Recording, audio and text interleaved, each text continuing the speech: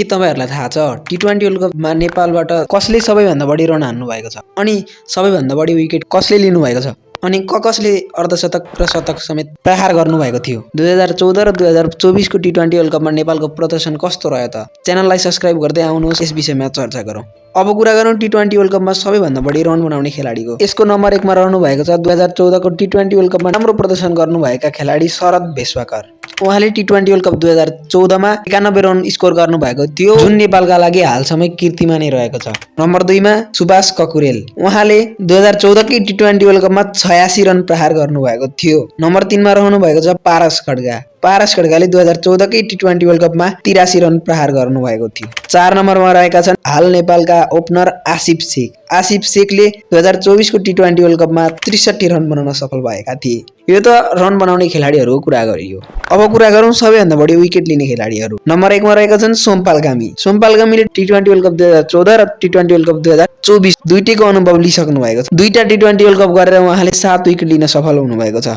number 2 मा रहनु भएको छ दिपेन्द्र सिंह ऐरी 2024 को टी20 वर्ल्ड कपमा पहिलो अनुभव लिनु भएको दिपेन्द्र सिंह ऐरीले 6 विकेट लिन सफल हुनु भएको थियो नम्बर 3 मा रहनु भएको छ बसन्त रेग्मी नेपालका लागि 2014 को टी20 वर्ल्ड कपमा बसन्त रेग्मीले 5 विकेट लिनु भएको थियो नम्बर 4 मा रहेका छन् कुशल भुर्तेल नेपालका हालका ओपनर कुशल भुर्तेलले पनि 2024 को टी20 वर्ल्ड कपमा 4 विकेट लिन सफल हुनु भएको थियो हजुरहरूलाई अवगतै रहोस् कि सुभाष ककुरेलले 2014 को टी20 वर्ल्ड कपमा अर्धशतक समेत प्रहार गर्नु भएको थियो नेपालले 2014 को टी20 वर्ल्ड कपमा 3 खेल खेल्दै दुईटामा जित र एउटामा हार बेहोरेको थियो नेपालले बंगलादेशसँग हार बेहोरेको थियो भने हङकङलाई 80 रनले जितेको र अफगानिस्तानलाई 9 रनले समेत जितेको थियो भने 2024 को टी20 वर्ल्ड कपमा नेपालले 3 खेल खेल्दै 3टैमा हार बेहोरेको थियो सबैभन्दा ठूलो हार साउथ अफ्रिका भर्सेस नेपाल जम्मा 1 रनले हार बेहोरेको थियो यो त भयो नेपालको टी20 वर्ल्ड कपको हिस्ट्री अब 2026 मा नजिकै गरेको टी20 वर्ल्ड कपमा नयाँ कीर्तिमानहरू बन्न सक्छन् आसिफ शेखले